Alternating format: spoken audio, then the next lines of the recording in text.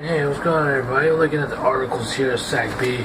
It's been like a hectic week here, you know, with 4th of July and everything, and just around here, there's been a lot of commotion and stuff.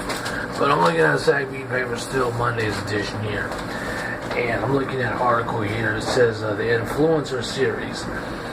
For better or worse, robots are coming. California influencers saying, my dog is here, we're just chilling, so we, you know.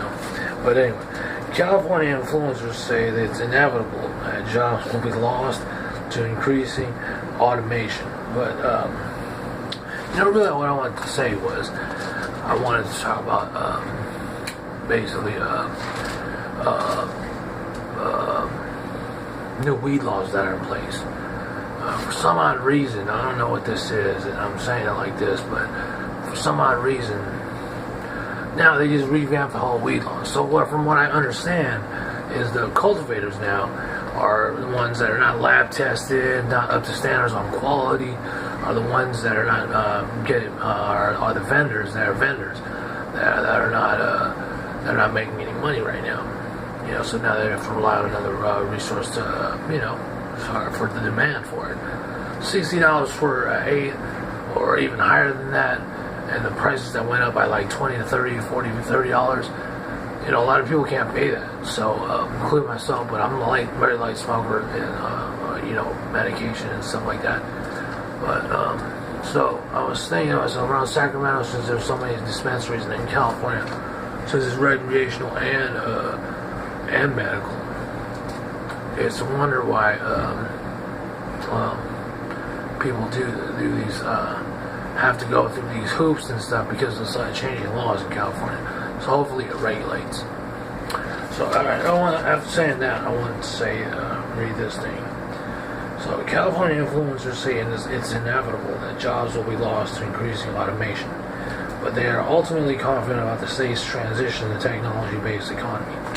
So on 4A, continues on 4A. So let's see here.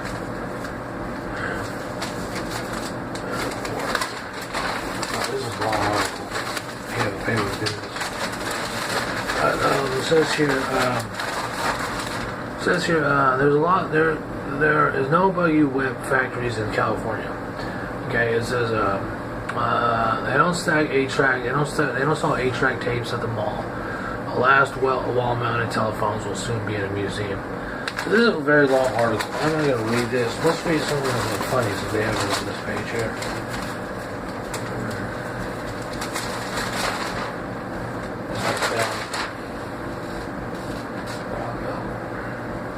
Here, let's read this one.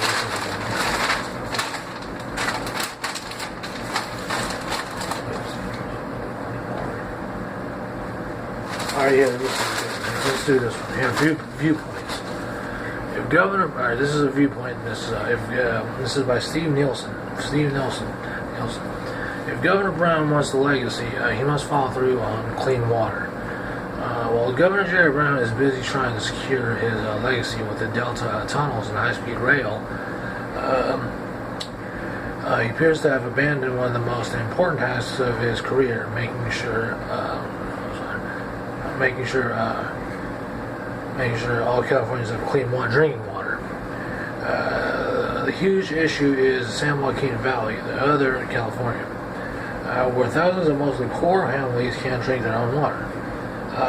Tulare County, where I live, not me, this person, Steve Nelson, was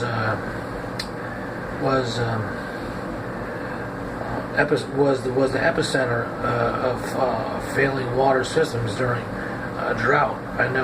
So I know how difficult it is to get help. Okay, it says, there is no ongoing funding, local, state, or federal, for these systems. I suppose I should be used to the Valley's secondhand treatment by Brown and most of the rest of the legislature. We're admittedly a small political voice compared to the Bay Area and Los Angeles, making us a perennial wallflower at the dollar dance in Sacramento. But I thought we would get action from our families this time around. The state has proclaimed clean drinking water is a basic human right. The Coalition of Agriculture environmental justice groups and others spent 2 years hammering out the Safe Affordable Drinking Water Act, which would have a small tax to customers' bills plus fees to fertilize and dairy operations. Their operations to generate $140 million a year to fix water systems. As Brown promised, he absolutely committed to the bill. Yet he let it slip away in the budget dealing making process. Legislators apparently feared the anti-tax backlash suffered by Senator Josh Newman, who was recalled in his own Orange County district in June for his last support last year's gas tax increase.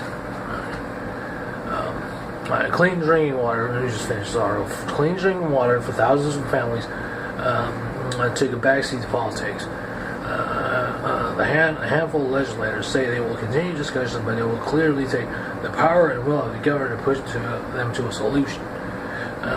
Political reality is that Brown had a few days in July, then a few weeks between the end of August and September to get something done.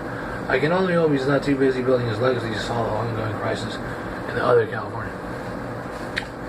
If you want to email Steve, contact Steve Nelson at Visalia City Council member and advocate, co-chairman of BizFed Central Valley. You can be contacted at nelsoncevalia@gmail.com. That's that article.